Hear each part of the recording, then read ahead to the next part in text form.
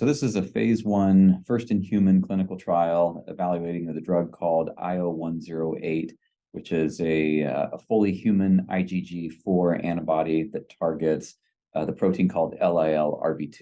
And this was a phase 1 clinical trial for patients with advanced treatment-refractory solid tumors. So it was a phase 1 dose escalation clinical trial. There was also a combination cohort with pembrolizumab. And so again, this was available to patients with advanced treatment-refractory solid tumors. Primary endpoint was safety and tolerability, with secondary endpoints looking at treatment efficacy. So the results basically showed that the study drug, or IO-108, was very well tolerated, so it had an excellent safety profile.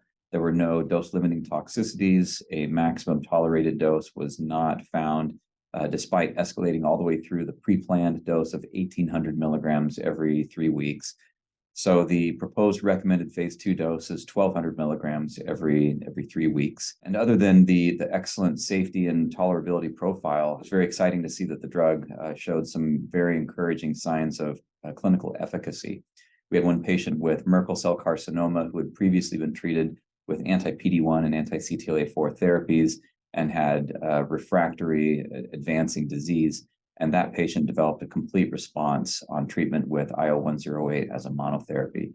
So that was incredibly exciting to see. We also had 2 patients with advanced treatment-refractory cholangiocarcinoma and another patient with colorectal cancer, all of whom had microsatellite stable disease.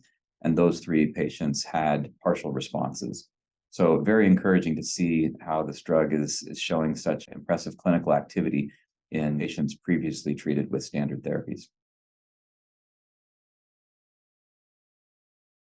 So I think what we're going to see is this drug IO-108 will be tested in further clinical studies, both as monotherapy and in combination with other immune checkpoint inhibitors targeting anti-PD-1, PD-L1, and possibly other immune checkpoint molecules. So we're excited to see how this is going to change the landscape of treatment for patients with advanced solid tumors, particularly those who have been treated with standard therapies.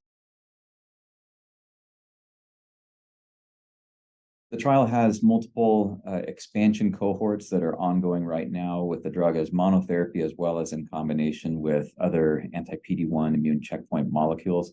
And I think for the future of the drug, it's going to be very exciting to see combinations with other immune checkpoint molecules targeting other targets such as CTLA-4, LAG-3, and others. To summarize, I suppose it's just very exciting to see that the drug was so well tolerated with an excellent safety profile and showing some very impressive early signs of clinical efficacy.